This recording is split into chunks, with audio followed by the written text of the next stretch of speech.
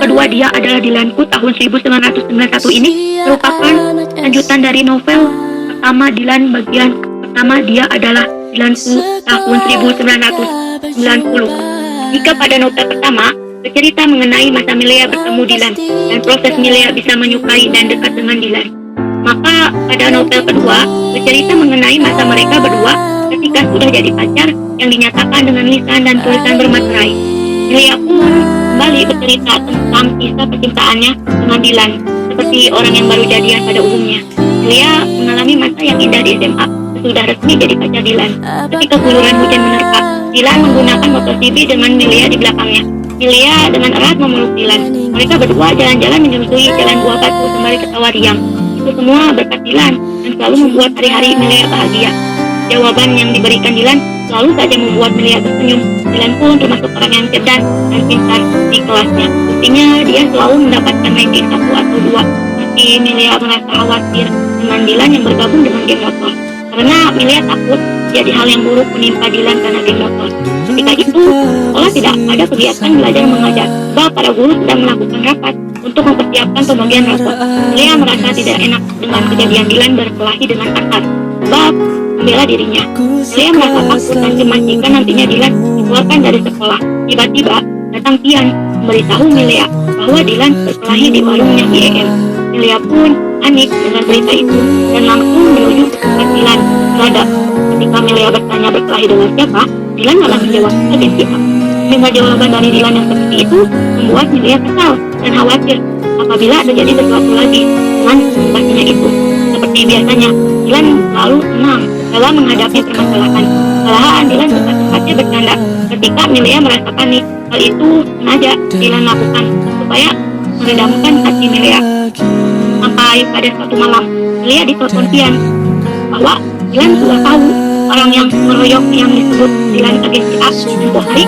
Ternyata orang yang mengeroyoknya di warung BM adalah kakaknya Anhar. Dilan pun rencana untuk membalas. Dia memanggil teman-temannya untuk balas dendam.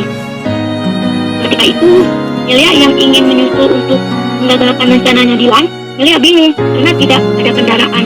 Untungnya, Yugo anaknya Tante Anis yang baru pindahan dari luar negeri sedang berada di rumah Milea.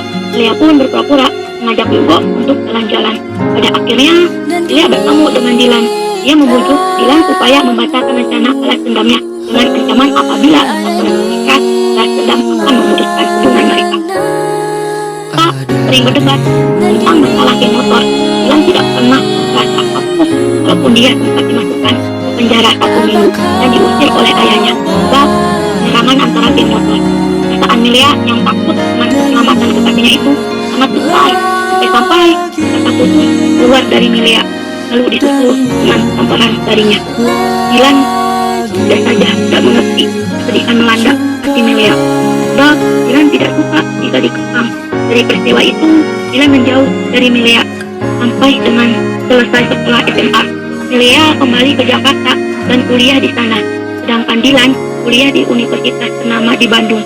Jarak antara keduanya saling menjauh, tapi suasana hati Milea masih sama, hanya kepada Dilan. Makin lama Dilan menghilang. Milea berusaha untuk selalu menghubungi Dilan, akan tetapi keluarganya Dilan sudah pindah. Milea pun kehilangan jejak Dilan, sampai pada akhirnya Milea bertemu Heldi yang merupakan kakak tingkat dari tempat dia kuliah. Jadi mulai mengisi keseharian Milea sampai mereka menuju ke pernikahan. Milea selalu mencintai Dilan, tapi Dilan sudah memiliki kekasih baru.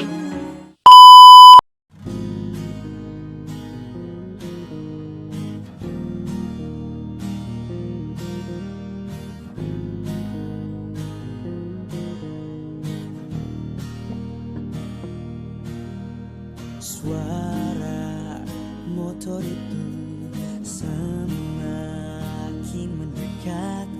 Kamu abaikan sapanya.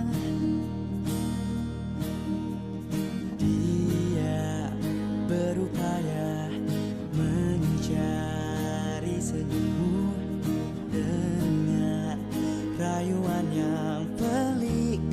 Kelebihan dan kekurangan novel. Terlebih dahulu saya akan baca kelebihan novel. Pertama, isi novel memuat banyak percakapan sehingga lebih enak dan mudah untuk dibaca dan tidak berbelit-belit. Selain itu, penulis memakai bahasa yang santai dan menciptakan tawa. Kedua, pembaca akan terbawa dengan suasana cerita yang oleh penulis digambarkan sangat menyenangkan. Apalagi cerita percintaan di masa SMA ini dikemas sangat romantis dan humoris. Di dalamnya juga dibumbui dengan berbagai kejadian konyol dan lucu. 3. Banyak dijumpai tokoh pendamping. Hal ini menjadi menarik karena di halaman depan dipajang gambar ilustrasi dari setiap tokoh. Tampilannya juga berbeda dengan jenis novel roman seperti biasanya. Pada halaman tertentu terdapat ilustrasi adegan. 4. Novel mengajarkan cara-cara untuk menjaga pasangan sehingga hubungan bisa bertahan dalam jangka waktu lama dan berkomunikasi secara lancar. 5. Terakhir, sampul halaman menarik dengan adanya gambar gadis remaja SMA yang sedang berdiri. Cerita sangat ringan dan santai sehingga tidak memakan banyak waktu untuk menyelesaikan membaca. Selanjutnya, kekurangan novel. Pertama, novel memuat kisah cinta tahun 1990 sampai 1991. Secara otomatis, baik surauan maupun percakapan yang dipakai erat kaitannya dengan kehidupan di tahun tersebut. Bagi pembaca yang hidup di tahun 2000 ke atas, tentu akan kesulitan dalam memahaminya. 2. Dijumpai kalimat-kalimat yang sedikit aneh dan percakapan kurang nyambung yang diperkirakan karena pengaruh latar waktu. Ketiga, novel tampak mewah karena jumlah halamannya sangat tebal, padahal tulisan di setiap lembarnya tidak begitu penuh. 4. Deskripsi mengenai tokoh dan setting tempat hanya sedikit dan itu tidak dijelaskan secara detail. 5. Tidak konsisten di dalam penggunaan gaya bahasa sepertiga enggak.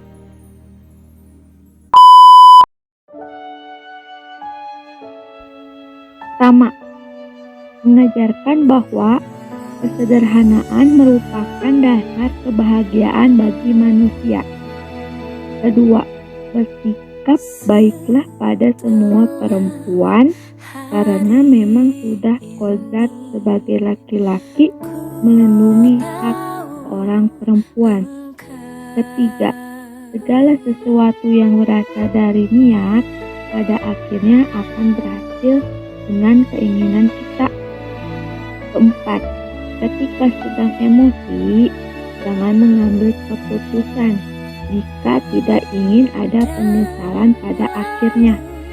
Kelima, jika memang sudah cinta, jangan terlalu mengekangnya agar tidak terjadi rasa terpaksaan. Keenam, jangan jadikan hubungan sebagai ancaman ketika sedang ada masalah. Ketujuh, jika pasangan tersebut mempunyai kekurangan, saling melengkapilah agar hubungan tersebut bisa mendekati kata sempurna. Kedelapan, jika ada masalah di suatu hubungan, jangan segan untuk menutupinya agar bisa menyelesaikan masalah secara baik-baik. Kesembilan, mengajarkan untuk tanggung jawab yang kita lakukan dalam sehari-hari. Kesepuluh, mengajarkan untuk melaksanakan kewajiban kita di dunia dan untuk di akhirat nanti. Ke-11, saling menghargai dan saling empati atau peduli antar sesama sahabat dan keluarganya.